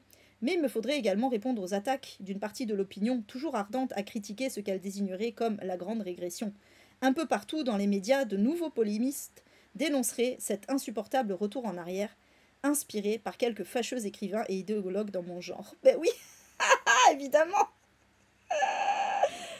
Ouais, j'avais oublié. Ouais, troisième éclair de lucidité, pardon. Il y avait celui-là aussi. Oui. D'aucuns, attendez, c'est pas fini. D'aucuns discerneraient dans ces transformations l'ultime victoire des boomers qui, après avoir bénéficié de tous les avantages, le développement, l'industrie, les loisirs, la prospérité, la retraite, auraient fini par reconstituer le monde de leur enfance qu'ils imposeraient désormais à leur progéniture pour avoir l'illusion de vieillir moins vite. Mais oui! Mais oui! Mais oui! C'est exactement ça que veulent les boomers! Et ils nous font chier! Oh putain! Oui, t'es lucide, mec! Oui, tout à fait! Tout à fait! Et donc là, il finit en disant que du coup, il est dans la... alors voilà, parlons français. Moi, j'adore ce passage aussi, voilà. Donc, les autorités ont pensé à lui pour un nouveau poste, hein, attention, un emploi sur mesure qui faisait suite à mes nombreux articles et chroniques sur le sujet, on m'entendait enfin. 2 ans après le début des événements, et dans le cadre blablabla, on m'a nommé inspecteur du langage. Attention! Attendez, je reprends vos commentaires vite fait. Tu avais discuté avec un professionnel qui m'avait dit, si on ne comprend pas ton intention, c'est que tu t'es planté. Ah oui, ah bah oui, non mais c'est clair, non mais complètement. Si là le but c'était finalement d'aller dans le sens de la gauche, c'est loupé, parce que là on est vraiment sur trop de poncifs, c'est pas possible. C'est pas possible. Ouais, non, mais c'est lui-même, Fanny, c'est lui-même en fait. C'est un auteur, c'est un personnage auteur, mais au final, on comprend que c'est lui-même, quoi. Donc voilà, attention, inspecteur du langage. Alors voilà, me voici muni de mon titre ronflant dans ce bureau du 3e étage. Donc c'est là que je rigole parce qu'il reproche la cancel culture, hein, attention. Où je reçois courtoisement mais précisément, blablabla, blablabla, journaliste, etc. Donc, pour leur signifier mes remarques. Signaler à l'un qu'il utilise en moyenne 12 mots anglais ou anglicismes par minute, un record involontaire et malheureusement inconscient dans cette jeune génération qui lance des challenges, fait du coworking, supporte des footballeurs entraînés par des coachs, annonce des deadlines et nous invite à partager les plaisirs du fooding, etc. À tel autre, je suggère de ne pas employer à tout propos le mot séquence pour parler de politique comme s'il s'agissait de cinéma. Je souligne également que le mot territoire peut souvent être remplacé avec une plus grande précision par région, province, ville, département, commune. À tous, enfin, j'affirme qu'il est inutile d'énoncer chaque fois le masculin et le féminin, comme on se croit obligé de le faire. Plus encore depuis qu'un ancien président de la République a systématisé cet usage. La langue française est assez claire pour qu'en disant bonjour à tous, chacun comprenne qu'on s'adresse aux hommes et aux femmes. Devoir le préciser en énonçant un bonjour à tous et à toutes ne fait qu'alourdir la phrase sous un prétexte vertueux et focalise l'attention sur une discrimination imaginaire du langage. Allô, la chiantise, quoi. Alors, non, mais moi, ça me bute, hein, quand même, hein. Franchement, ça me termine, parce que ils sont là, à gueuler après, voilà, après la langue inclusive et tout ça, l'écriture inclusive, et parler de la cancel culture, c'est 1984, blabla. Et là, le mec, il est en train de nous dire, oh là là, il faut surtout plus utiliser d'anglicisme, et il faut remplacer séquence par je sais pas quoi, territoire par région. Mais mec, au secours, quoi. C'est ça la police de la pensée, hein. C'est pas nous, hein. C'est vous la police de la pensée en vrai, hein. C'est vous, 1984, la liberté c'est le travail et la guerre c'est la paix, là. Calmez-vous, franchement, mais allô, quoi, au secours. Bon, voilà, c'était mon dernier. Voilà, Voilà, on va pouvoir passer aux autres livres après avoir parlé de celui-là pendant 3 quarts d'heure. Ah putain, non mais franchement, voilà, vous comprenez pourquoi j'ai pleuré, quoi. Enfin, j'ai pleuré, j'ai rigolé aussi, j'ai beaucoup rigolé. J'ai beaucoup rigolé. Donc voilà, j'aurais pu faire une vidéo complète, hein, juste sur ça, mais bon, voilà, c'est presque ça au final, hein. Donc vous comprenez le grand rafraîchissement, c'est un peu le grand remplacement, la gauche, les wokistes, mais heureusement, il y a l'utopie derrière de... Bref. Oh putain, au secours, quoi. Bon voilà, sinon on passe à la suite. C'était donc magnifique sujet de Benoît Dutertre. Voilà, avec absolument tout. Voilà. Si vous voulez un concentré de la pensée boomer réac, complotiste un petit peu aussi, vous l'avez là-dedans. Voilà. Allez, c'est parti, on passe à la suite. Ce sera moins intéressant, j'avoue, mais bon. Donc j'ai lu aussi, à l'impression que j'ai lu qu'un livre tellement... j'ai lu Rouge de Pascal Nolo, qui était donc dans ma pile, dans ma palle du hasard. Donc, bah alors, on est dans une réécriture en fait du conte du petit chaperon rouge, mais qui fait pas mal référence à d'autres œuvres d'ailleurs assez connues aussi. Donc on va suivre Rouge, c'est son prénom, qui est une jeune fille qui vit dans un village. Alors, on est dans un monde imaginaire, hein. Et le problème c'est que elle est défigurée par... donc en fait elle a la moitié du visage qui a une espèce d'énorme tache de naissance rouge. Et en plus elle a une bosse sur le front, bref voilà. Et du coup, bah, tout le monde la fuit. Et en plus, comme sa mère a été apparemment possédée par le démon, tout ça, donc on est persuadé qu'elle aussi, elle est possédée. Et que si on la touche, et ben, on deviendra rouge comme elle. Donc en gros, elle est complètement pestiférée, même par son propre père. Salut Stéphane, bonne soirée. Bisous Michel, merci d'être passé. Ah, d'un coup là, ça intéresse plus hein, quand c'est des livres que j'aime. Et oui, parce qu'à partir de là, ça va, c'était des plutôt bonnes lectures, on va dire. Et donc, ce que je disais, ouais, voilà. Donc, elle est pestiférée, elle a qu'un seul ami, un jeune homme qui est d'ailleurs le plus beau jeune homme du village et tout ça, et personne ne comprend pourquoi il est ami avec elle, et donc sa mère lui dit de surtout pas la toucher, etc. Bref. Et il se trouve qu'il y a une malédiction qui pèse sur ce village, c'est que à chaque fois qu'une jeune fille a ses règles, eh ben, elle doit être bannie du village et envoyée chez un personnage qui s'appelle la grand-mère. Et la grand-mère vit donc au fin fond de la forêt. Et voilà, et on doit l'envoyer chez elle. Et a priori, elle reviendra jamais. Bon, moi j'ai trouvé ça un peu con parce que si toutes les meufs qui ont leurs règles sont bannies, qui c'est qui va faire des enfants derrière? Je dis ça, je dis rien. Parce que la malédiction, elle est assez récente, hein, donc évidemment qu'il y a des femmes adultes, etc. Mais à partir de là, comment ça se passe? Voilà, il n'y a pas de réponse à cette question. Bon, déjà, voilà, je trouvais ça un peu invraisemblable. Mais bon, à la limite, allons-y. Et donc, évidemment, ça va être le tour de Rouge. Et donc, Rouge qui subit énormément de brimades et tout ça. Et donc, elle va être envoyée chez la grand-mère. Et voilà, j'en dis pas plus. J'en dis pas plus sur ce qui va se passer. Mais donc, voilà, évidemment, réécriture du Chaperon Rouge. On a aussi des références à Blanche-Neige, des références au portrait de Dorian Gray. Qu'est-ce qu'on a d'autre? À quoi ça m'a fait penser aussi? Ah, je sais plus. J'aurais dû le noter. Mais il y a différentes œuvres comme ça, des grosses références. Bisous Yuno! Bonne soirée, bonne nuit. Et ouais, c'était plutôt pas mal. Alors il y a des thématiques assez féministes, hein, ça parle de viol notamment. Évidemment, il y a beaucoup de métaphores hein, dans cet aspect fantastique. Voilà, beaucoup de trucs sur les apparences, évidemment, c'est très classique. Alors voilà, après, moi j'ai aimé l'histoire, ça m'a bien plu. Alors au début un peu quelques longueurs quand même, après ça part, c'est sympa, voilà, les thématiques sont sympas. Après, c'était pas non plus transcendant, je trouve que ça enfonce un peu des portes ouvertes. Le récit est somme toute finalement assez classique. Voilà, c'est un peu des clichés qu'on voit dans pas mal de contes de fées, etc. Donc j'ai bien aimé, mais sans plus.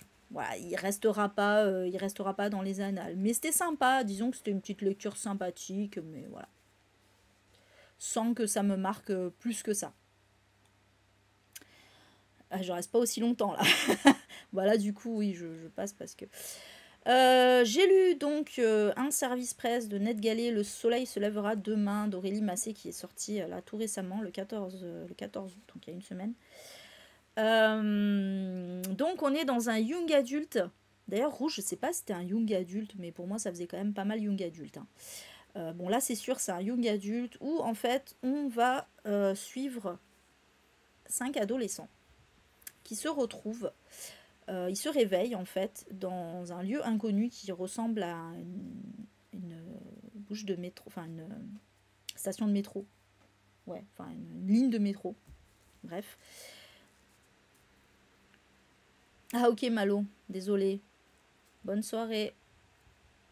Ah c'est chiant ça, que ça déconne. J'espère que ça déconne pas chez tout le monde. Bisous bisous, merci d'être passé en tout cas, c'était cool. C'était cool. Bon moi t'as vu le principal j'ai envie de dire. Ouais voilà, ils se réveillent en fait, ils savent pas, ils comprennent pas pourquoi ils sont là. Ils se retrouvent tous les 5, ils ne se connaissent absolument pas. Donc il y a 2 filles et 3 garçons, donc c'est Jules, Nadia, Camille, Théodore et Alexis. Alexis c'est le plus jeune, il a 11 ans. Après les autres ils ont tous 15, 16, 17 ans.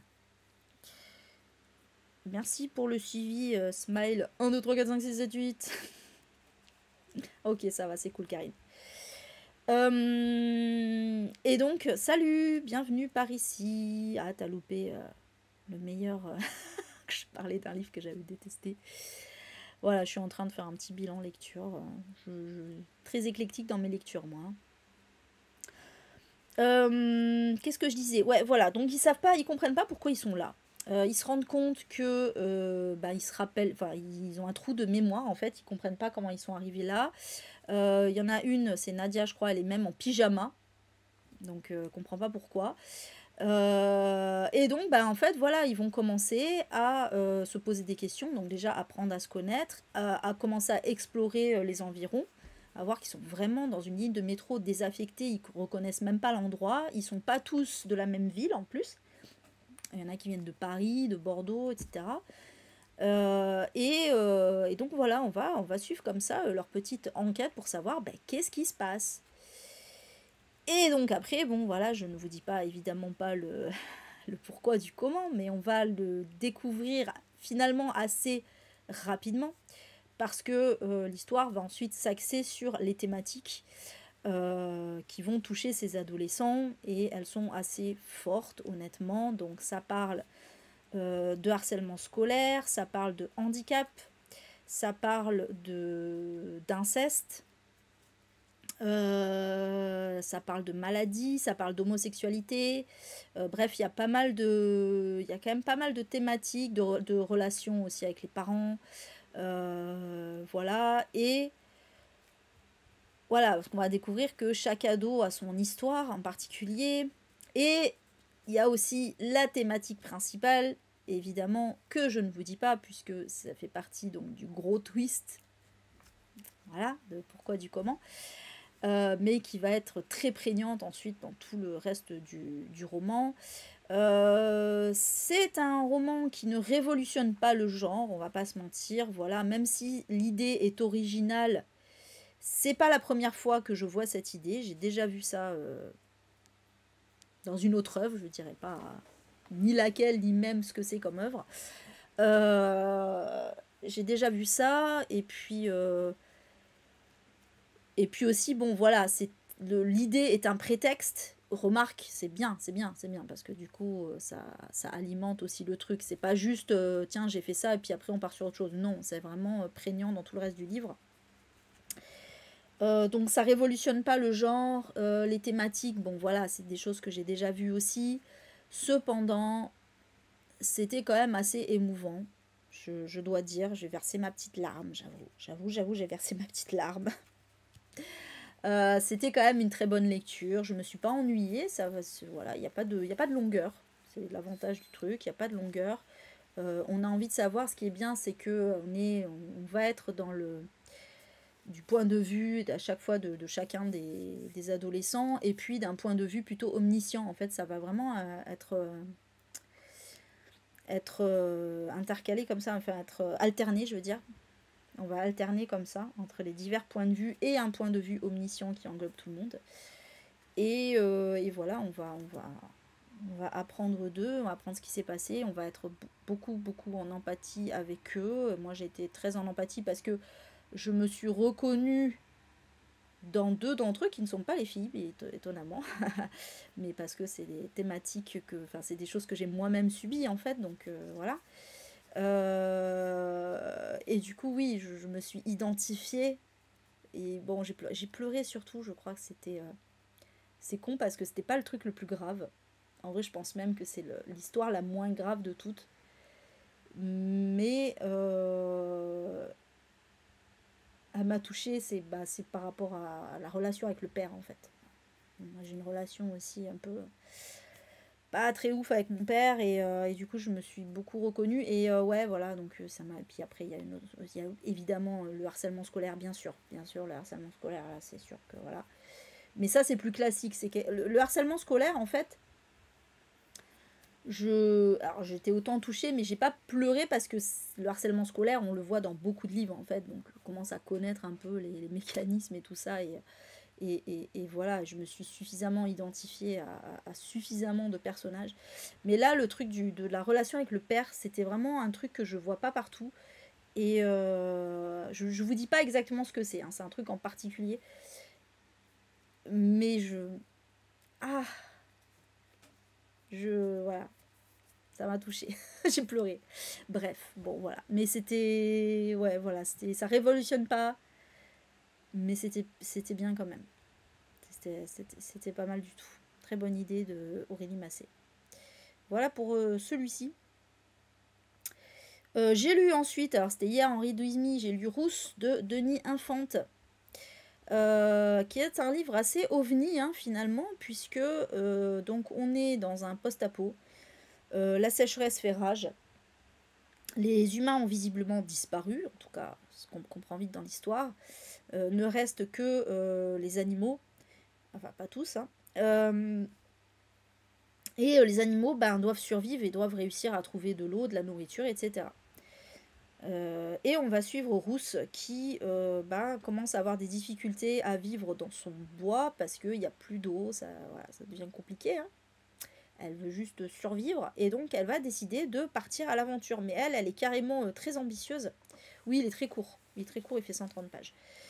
Elle est très ambitieuse parce que non seulement elle voudrait évidemment trouver un endroit où elle soit bien, mais surtout elle a envie vraiment de partir à l'aventure. Elle veut découvrir le monde.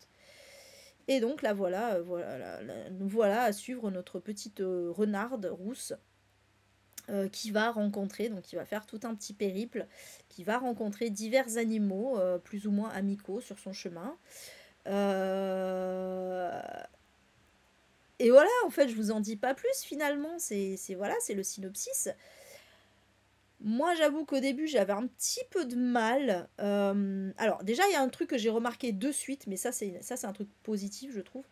C'est que j'ai remarqué au bout de 2 pages, hein, au bout de 2 pages, d'ailleurs, je peux vous lire un petit extrait, je pense. Au bout de 2 pages, j'ai remarqué un truc, il n'y a pas d'article. Il n'y a aucun article dans ce livre, ni le, la, les, ni une des. Voilà, il n'y a pas ça. Et donc, ça donne un truc du genre... et ceux qui savaient vraiment ce qu'il y avait derrière collines, derrière horizon très lointain, peuple d'oiseaux migrateurs, cela n'apportait pas très bonne nouvelle de leur long périple. Partout sévissait sécheresse, partout terre se craquelait, partout vivant souffrait dure soif, mobile comme immobile, peuple de sang ou peuple de sève.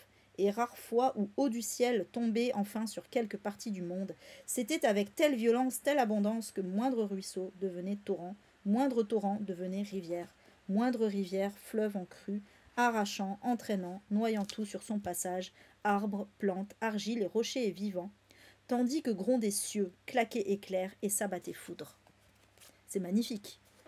Honnêtement, en fait, ce parti pris de ne pas mettre d'article, ça rend l'écriture beaucoup plus poétique, en fait, et beaucoup plus aussi, on a vraiment l'impression de lire une fable. Vous savez, ça fait vraiment maître corbeau sur un arbre perché, etc. Ça donne vraiment cette impression-là, en fait. Et je trouve que c'est une excellente idée de l'auteur, vraiment, j'ai trouvé ça excellent. Du coup, l'écriture est sublime. Alors qu'elle est très simple en vrai, hein, voilà, mais bon, il y a ce côté, donc déjà le fait de ne pas mettre d'article, et puis même le fait comme ça de un peu répéter certaines tournures, comme ça, voilà, ça donne, il y a vraiment un rythme très poétique dans cette écriture qui est absolument magnifique. Ça j'ai adoré, c'est vraiment le point fort du roman. Après voilà, moi j'avais juste un peu de mal parce que bon, au début voilà, on suit Rousse qui fait sa petite vie, etc. À part 2-3 petites péripéties, je là ouais bon, bon, on va être tout le temps comme ça, c'est un peu chiant. J'avoue, voilà, j'étais un peu mode. Et puis après, ça s'est allé beaucoup mieux dans la deuxième partie. Parce que, ouais, il y a beaucoup plus de portée philosophique, j'ai trouvé. Je sais pas, en fait, c'est marrant parce qu'on peut même pas dire, bah, il y a telle ou telle thématique, c'est pas ça. Alors oui, il y a des thématiques, l'amitié, bon, voilà. Mais, ah mince, désolé Steph, la pauvre. Et il faut s'abonner, Steph, hein? Bah, ça ne m'entend pas. Moi, je dis ça, je dis rien. Qu'est-ce que je disais? Ouais, c'est surtout, en fait, moi, je pense que ce livre, le point fort de ce livre, c'est vraiment son écriture et son rythme. Et plus que les messages finalement, même si les messages sont très beaux, mais en vrai, j'ai un petit peu, j'ai pas pu m'empêcher de penser au Petit Prince, mais c'est pas parce qu'il y a un renard dedans, hein. C'est juste que on est vraiment sur un conte philosophique un peu pour enfants. Alors pourtant, il y a des scènes, je mettrai pas ça dans les mains d'un enfant de 6 ans, hein, on va pas se mentir. Voilà, parce qu'il y a quand même des scènes hardcore, il y a quand même de la violence entre les animaux, c'est normal, ils se mangent entre eux, hein, c'est voilà, c'est la loi de la nature, c'est la prédation.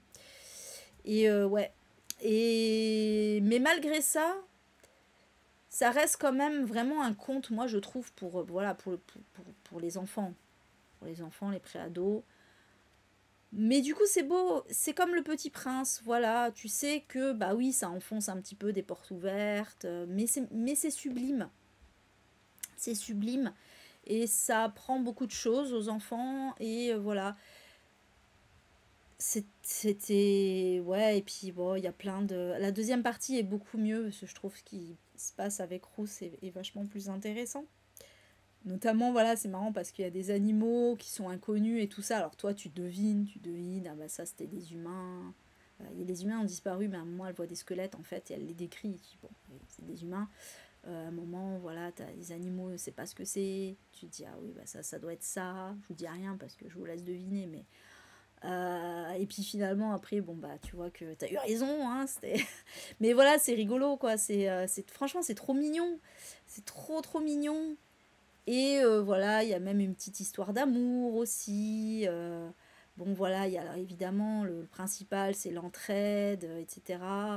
Et puis voilà, le fait de sortir un petit peu de sa zone de confort, voilà, d'aller explorer, etc. Voilà, elle s'arrête pas à un moment parce qu'elle découvre un endroit, le fleuve, il y a un fleuve, c'est magnifique, c'est génial. En plus, elle s'est fait une amie.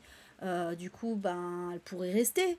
Mais non, elle veut savoir ce qu'il y a de l'autre côté du fleuve, donc elle va chercher par tous les moyens à aller de l'autre côté du fleuve, même si on lui a dit que ben non, c'était pas possible.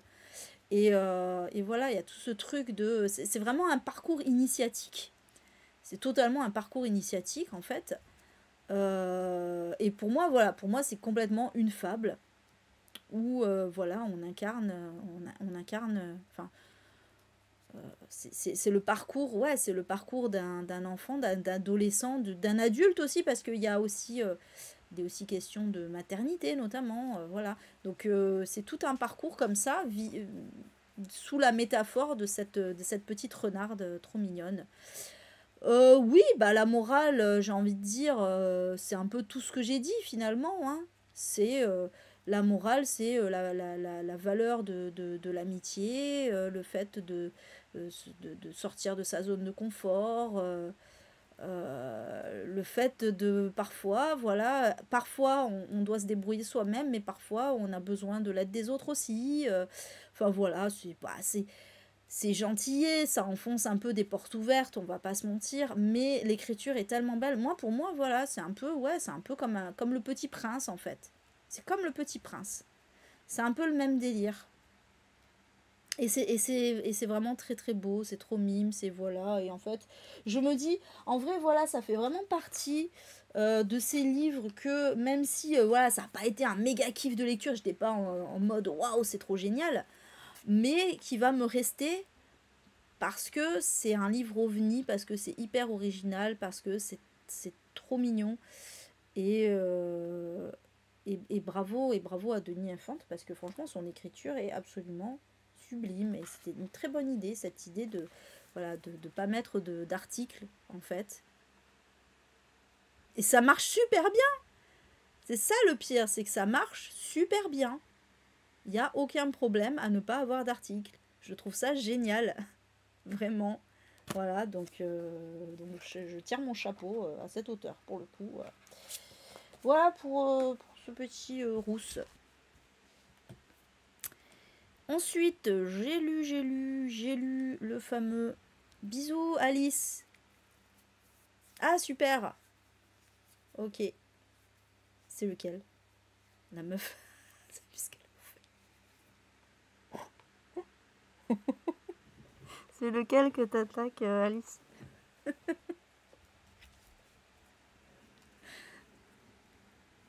Mais bonne lecture, du coup. Donc le fameux... Non, dans la grande ville, pas dans la grande vallée. C'était trop pire. Non mais merci Karine en tout cas de mettre les titres à chaque fois.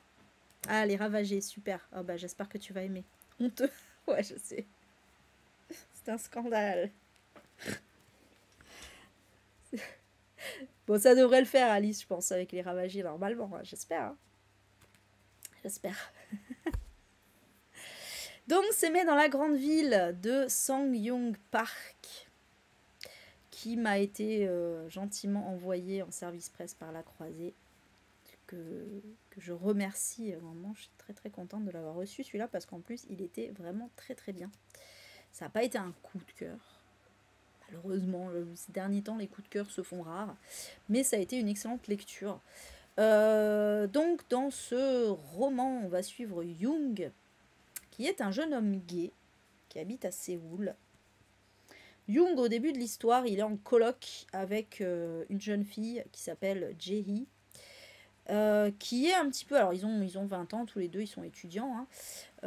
Elle est un peu délurée, c'est-à-dire que, voilà, très extravertie et tout. Elle a une vie un petit peu, ce qu'on pourrait dire, dissolue, si on était un peu réac. Mais voilà, parce que, ben oui, elle profite de sa jeunesse, elle couche avec des mecs, plein de mecs, elle s'en fout, quoi, voilà, fait sa life. Et lui, donc Young, ben, il est un peu pareil au final, hein, voilà, sauf que comme il est gay, ben, il couche aussi avec des mecs de fait. Et donc voilà, c'est très marrant le début, parce que en fait, ils s'échangent un petit peu leur retour, ils font des chroniques sur leur sur leur plan cul, voilà, ils se font leur retour. Alors tiens, le tien. Non mais vraiment, en vrai, ce que j'ai trop aimé, dans ce livre, c'est qu'il n'y a pas de tabou en fait. Alors attention, c'est pas non plus vulgaire, voilà, c'est coréen. Hein. Mais voilà, c'était un peu quand même. Alors, comment c'était? Ah bah il en avait une grosse, machin. Ah bah lui il m'a fait ça. Enfin bon voilà, c'était quand même un peu. Mais pas non plus trop, mais quand même. Mais du coup, moi j'ai bien aimé, parce que je me suis dit, bon, ça me change un petit peu, parce qu'on rappelle quand même que la Corée du Sud est encore un pays, malgré son rayonnement mondial, culturellement parlant, ou effectivement qui donne un peu l'impression d'un pays assez progressiste. C'est pas le cas du tout. C'est pas le cas. En vérité, c'est un pays qui est totalement conservateur, et notamment sur la question féministe et sur la question LGBT+, vraiment. Voilà. Et en plus, le pire du pire, c'est que là, ce livre, il a été écrit en 2019, c'était avant qu'il y ait un nouveau président qui est ultra anti-féministe, donc c'est peut-être encore pire maintenant même. Bref. Mais du coup, voilà, ce qui m'a plu, c'est que ce livre est très très progressiste. Sang Park, voilà, il décrit les relations de façon sans tabou, pas de façon crue, hein, mais sans tabou. Donc j'ai adoré la première partie. Ça, notamment, en plus, il va y avoir un avortement. Et j'ai beaucoup aimé, parce qu'il y a vraiment cet aspect de, ben oui, l'avortement c'est normal, et du coup, alors évidemment, il va y avoir dans le livre des détracteurs, mais voilà, l'auteur nous dit au final que, ben oui, c'est tout à fait normal pour une femme d'avorter, et que en plus c'est même mieux, et en plus, voilà, ça a lieu, parce que combien de fois le pire, c'est dans les fictions américaines. Pour le coup, là, c'est plus avancé que les États-Unis. Hein. Parce que les États-Unis, l'avortement, c'est chaud hein, encore. Hein, c'est vraiment très très tabou chez eux. Hein. Alors c'est souvent que l'avortement est évoqué, mais que quand même, bon, on va pas aller jusqu'au bout du truc. Là, non, ça va jusqu'au bout du truc, et c'est très bien. Et donc voilà, on va suivre Jung en fait dans un peu son parcours finalement plus ou moins initiatique aussi, hein, mais dans ses relations avec les autres, alors amicales ou amoureuses, ou sexuelles d'ailleurs. Il va être notamment dans une relation assez toxique avec un homme qui est plus âgé, qui est complètement homo refoulé en fait, et homophobe intériorisé, donc c'est-à-dire qu'il veut pas s'afficher en public, il veut pas il veut pas que Jung l'appelle chérie, il veut pas plein de trucs, et parce que, voilà, en gros, finalement, il y a que quand ils sont tous les deux dans un endroit intime où ils peuvent faire l'amour, et sinon c'est fini, quoi. Après, c'est genre comme s'ils n'étaient pas ensemble, quoi. Même il l'appelle grand frère, enfin bon, c'est... oui, après grand frère, c'est quelque chose qu'on utilise beaucoup en Corée, entre amis et tout ça, mais quand même, c'est spécial, quoi. Il se vous voit aussi, se vous voit. Ouais, c'est chaud. Bref. Et donc voilà, il y a ça. Après, il va y avoir d'autres relations aussi, je vais pas tout vous raconter. Mais du coup, c'est extrêmement intéressant de voir comment ça se passe. Alors en plus, Jung, il a une mère qui est atteinte du cancer, je crois qu'elle est en phase terminale, elle est très chrétienne et donc elle est totalement homophobe, donc c'est très compliqué, il est toujours pas sorti du placard à cause de ça. Et puis, bon voilà, il va y avoir aussi la thématique du sida. Enfin voilà, il y a plusieurs, il y a pas mal de thématiques comme ça dans ce livre, mais toujours sans tabou et toujours expliqué de façon finalement, oui, assez progressiste. Euh, il y a aussi, voilà, cet aspect de la jeunesse coréenne de maintenant qui n'en peut plus en fait des carcans traditionnalistes. Là, on est vraiment, la Corée du Sud est vraiment entrée depuis quelques années dans une phase où ça y est, les jeunes, la génération, déjà ça a commencé avec la génération Y, mais ben, ça s'amplifie avec la génération Z. Ils ne veulent plus de cette vie où il faut être marié, faire des enfants, travailler dans un bureau toute sa vie. Ils ne veulent plus de ça. Et d'ailleurs, on le voit aussi avec le fameux mouvement des 4B, vous savez, chez les femmes. Donc les 4B, parce que c'est des mots coréens qui commencent par B, hein, je ne vais pas vous les sortir, mais en gros c'est ne pas relationner avec des hommes, ne pas se marier, ne pas faire d'enfants, et l'autre je sais plus ce que c'est, mais c'est dans la même veine. Bref, donc voilà, parce que les femmes ne veulent plus déjà subir de violences sexistes et sexuelles, et elles ne veulent plus de ce schéma traditionnel, et même les hommes commencent à, voilà, pareil. Et donc là, vraiment, ce livre, il fait pas mal ressortir ce conflit générationnel, et ce besoin maintenant qu'ont les jeunes de sortir de ça. J'avais même lu un livre d'ailleurs où c'était carrément, là c'était sur la génération Y. Carrément, c'était des jeunes qui choisissaient de se suicider plutôt que de travailler dans un bureau toute leur vie, quoi. C'était vraiment ça, quoi. C'est vraiment... Parce que le truc, c'est que en fait, ils sont tellement conditionnés, ils ont tellement ce truc de on doit faire comme ça, c'est une question d'honneur, ils ont ce truc, comme au Japon, ils ont ce truc de l'honneur, vous savez. Voilà, si c'est le déshonneur si tu ne fais pas comme tu dois faire. Et vous savez que vraiment, il y a un taux, je crois que le taux d'absentéisme à l'école le plus bas du monde, là-bas. Les élèves, ils sont carrés, ils vont même à l'école jusqu'à 23 heures et tout. Enfin, c'est vraiment un truc de taré, hein. C'est un camp de concentration là-bas, mais alors que ça a l'air tout beau, tout mignon et tout ça, mais c'est pas vrai. Et du coup, ils ont ce truc en fait ils sont incapables de se rebeller en fait, ils ne savent pas.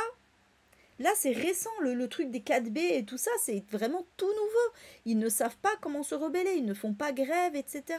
Donc du coup ils sont tellement dans leur truc comme ça que la seule façon pour eux de s'en sortir, c'est de se suicider, quoi. Vraiment, c'est pour ça qu'il y a le taux de suicide, je crois, avec le Japon, le plus élevé sur Terre, parce que mais le Japon, c'est un peu le même délire aussi, mais c'est encore pire en Corée qu'au Japon. Et je parle pas de la Corée du Nord, hein, je parle bien de la Corée du Sud, je précise quand même. Évidemment, en Corée du Nord, là, c'est hors sol. Mais voilà, vous vous rendez compte quand même du truc.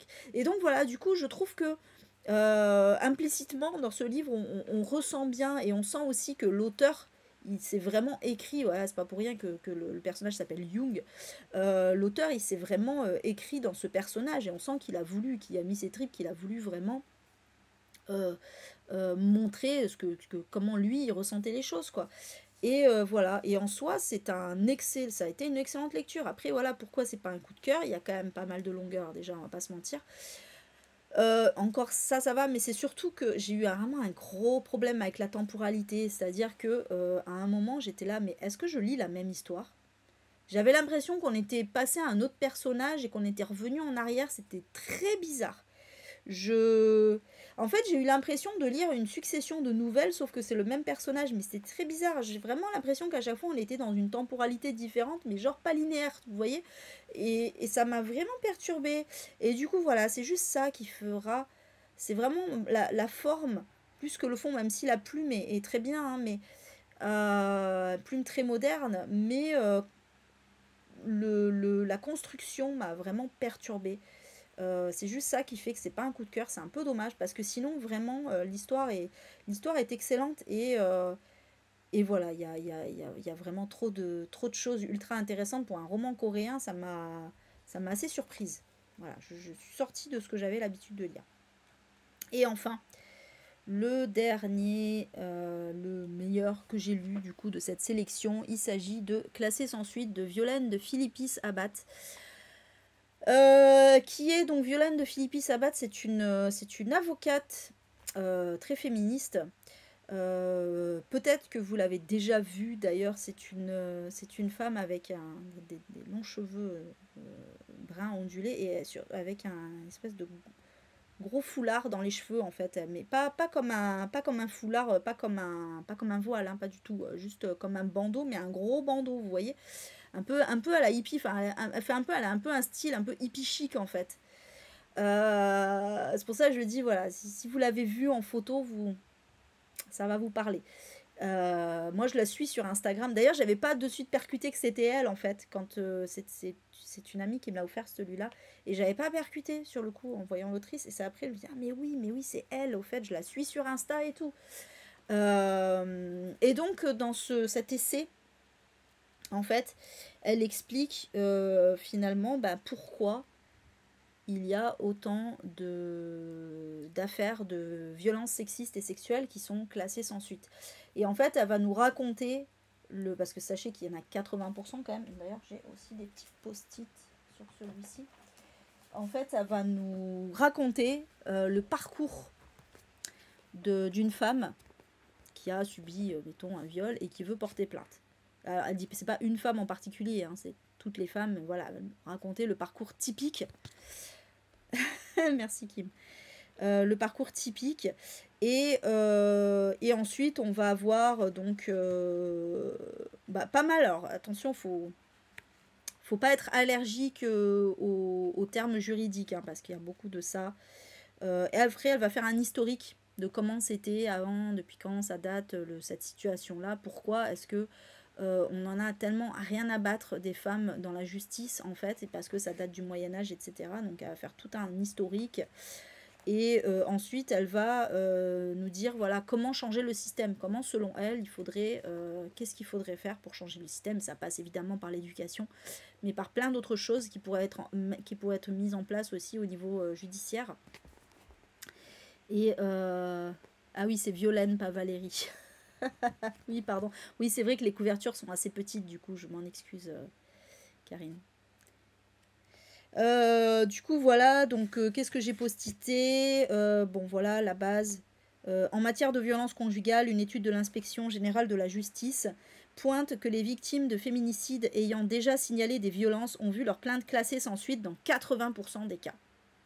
S'agissant des viols, d'après le Haut Conseil à l'égalité, 80% des plaintes sont classées sans suite. Et moins de 1% d'entre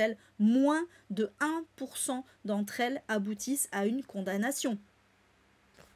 Je ne sais pas si vous vous rendez compte. 80%. Donc que ce soit pour les viols ou pour les violences conjugales, 80% de plaintes classées sans suite.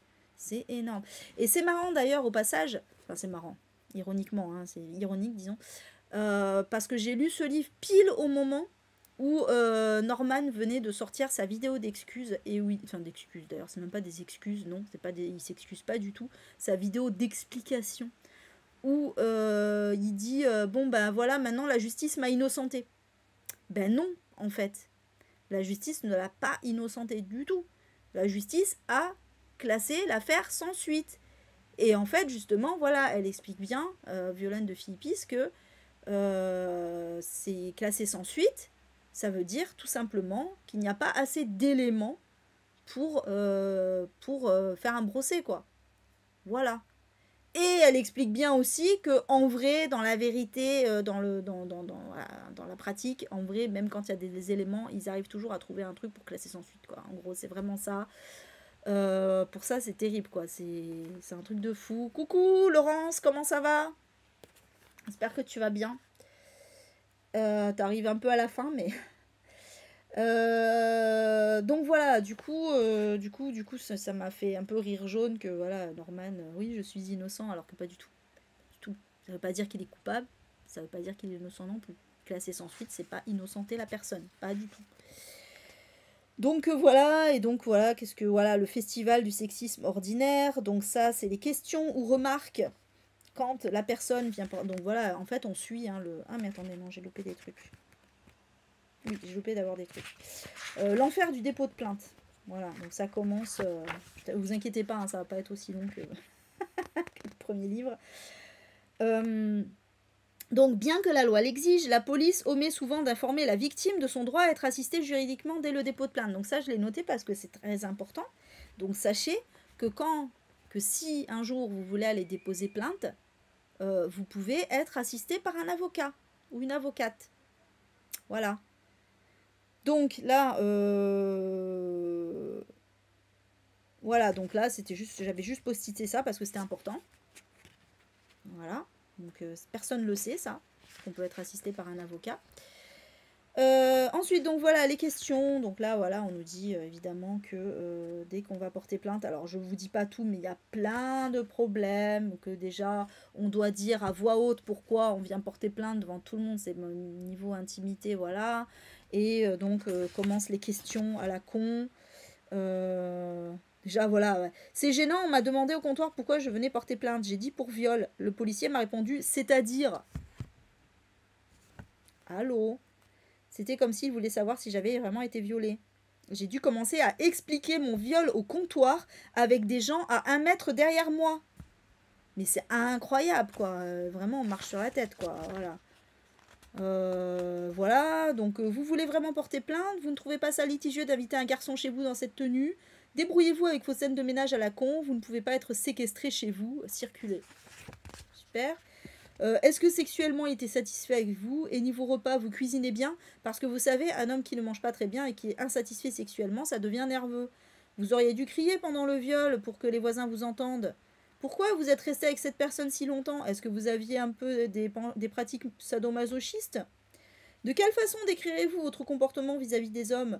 Parlez-nous de votre vie sentimentale, parlez-nous de votre sexualité. Vous souvenez-vous comment vous étiez vêtu? Voilà, donc ça c'est des exemples, des exemples réels hein, de questions posées par les flics. Donc voilà. Une enquête réalisée par le collectif Nous Toutes datant de 2021 révèle que quasiment 7 victimes sur 10 déclarent être insatisfaites de la prise en charge lors du dépôt de plainte. Bon voilà, après donc voilà, je vais pas tout postiter, mais franchement c'est pareil, j'aurais pu postiter chaque page tellement il y a plein de choses assez aberrantes là-dessus.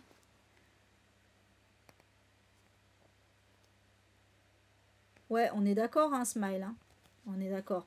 Puis alors très ouin le Norman, hein, c'était un truc de fou comme il était ouin quoi, hein, vraiment, c'est bref, pauvre chéri. Moi ce que j'ai trouvé, enfin là où j'étais vraiment, je me suis fait spalmer, c'est quand donc il dit ça, et ça oui il a raison là-dessus, quand il dit que sa femme et ses filles ont été harcelées, et ça évidemment c'est odieux quoi, mais bon quand il dit ça pas de souci, mais après quand il dit oui ma chaîne a été démonétisée, et là il se met à pleurer. Donc c'est plus grave pour lui que sa chaîne YouTube ait été démonétisée plutôt que sa femme et ses filles se fassent harceler. On note ça quand même. Hein. Donc lui, en fait, là où il souffre, le pauvre chéri, c'est que du coup, il a perdu des abonnés et sa chaîne a été démonétisée. Peu chérette. Le pauvre. On est... Ah, bon, désolé, mes yeux sont secs hein, en vrai, mais... Bref, donc voilà. Dernier petit truc postité. Qu'est-ce que c'était? Ah oui. Ouais, ah oui, donc... bon, la fameuse bonne et mauvaise victime. Alors là, ça parle du Moyen-Âge. Ah oui. Euh, Non, c'était pas ça. Pardon, je confonds avec un autre truc. Attendez, excusez-moi, hein, parce que je post-it des trucs, je sais plus ce que je post-it. Bon, c'est pas grave, je vous lis ce que j'ai post-ité. Donc, on parle de quand d'ailleurs? C'était ouais, une règle sur... Il était possible de tuer sa femme en cas de flagrant délit d'adultère. Bon, ça, ok. Évidemment, l'inverse n'était pas vrai. Une femme, donc ça, c'est resté jusqu'en 1975. Hein. Une femme ne pouvait attenter au jour de son mari, même si ce dernier la trompait et la battait comme plâtre sous son propre toit.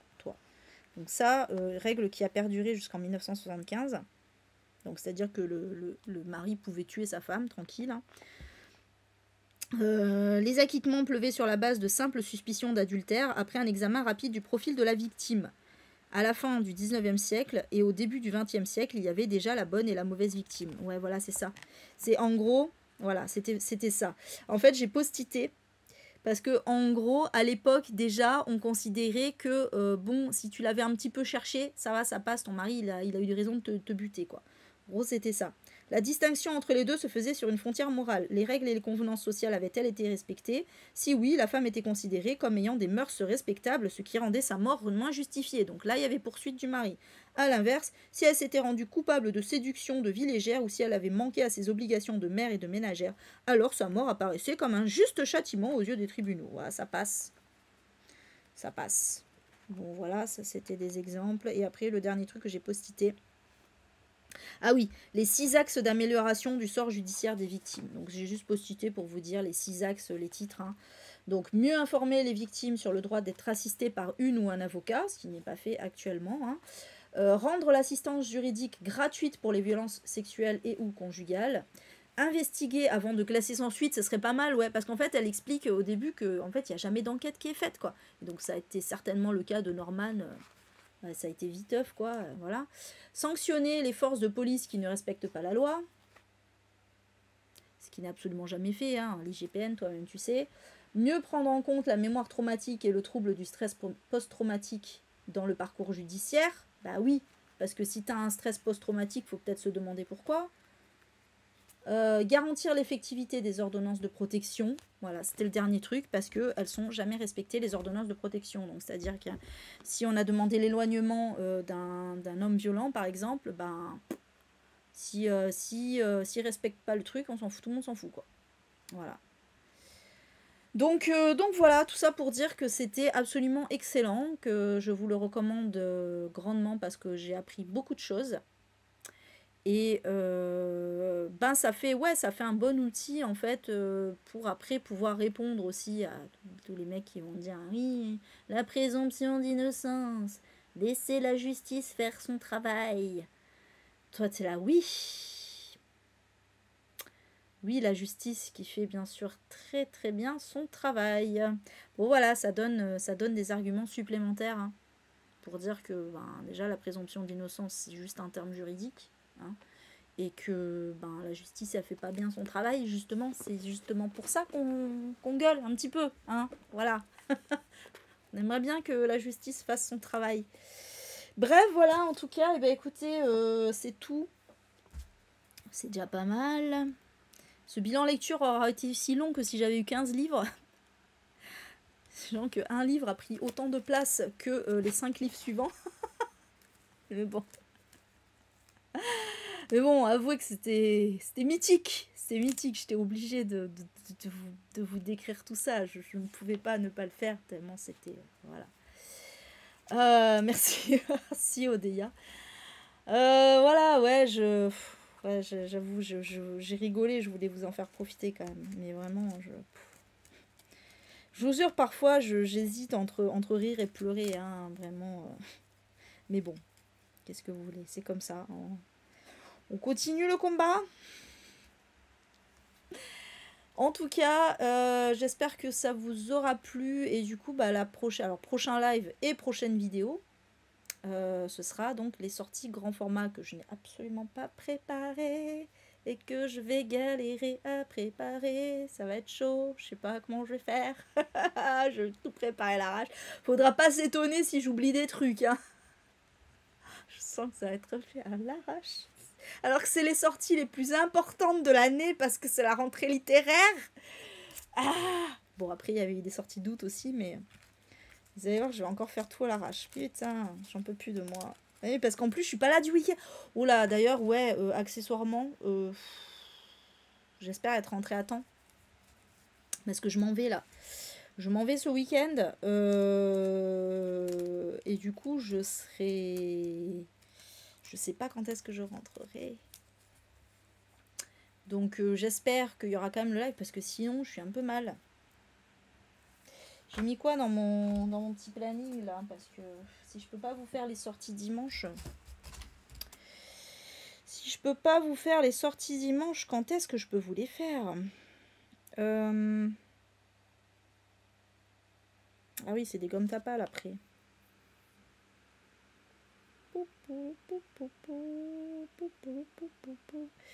Ouais, ben... Au pire, je décale des gommes tapales. Bon, je sais pas, on verra. Mais j'essaierai d'être là, au pire pour 21h, quoi. Ouais, le 1er septembre, ça fait un peu juste quand même. Hein. 1er septembre. Ça fait un peu chier de faire les sorties de septembre, le premier jour de septembre. Je sais pas. Bon, après, en général, enfin, après, a priori, il n'y en a pas avant le 4, mais bon, ça va être un peu juste. Bon, on verra. On verra. Je vous tiens au courant. Je vous tiens au courant sur Insta. Donc, voilà, pensez à regarder mes stories. Je vous tiens au courant sur Insta de qu'est-ce qui va se passer. Mais je vais quand même préparer, évidemment, les sorties dans tous les cas. Comme ça sera fait, quoi. Allez, bonne nuit. Je dis au revoir à YouTube déjà pour commencer, même si tout le monde va suivre. Donc voilà, la prochaine vidéo pour vous, ce sera les sorties grand format de septembre. Donc soit lundi, soit longtemps après. Et en attendant, je vous dis à bientôt pour une prochaine vidéo. Miaou.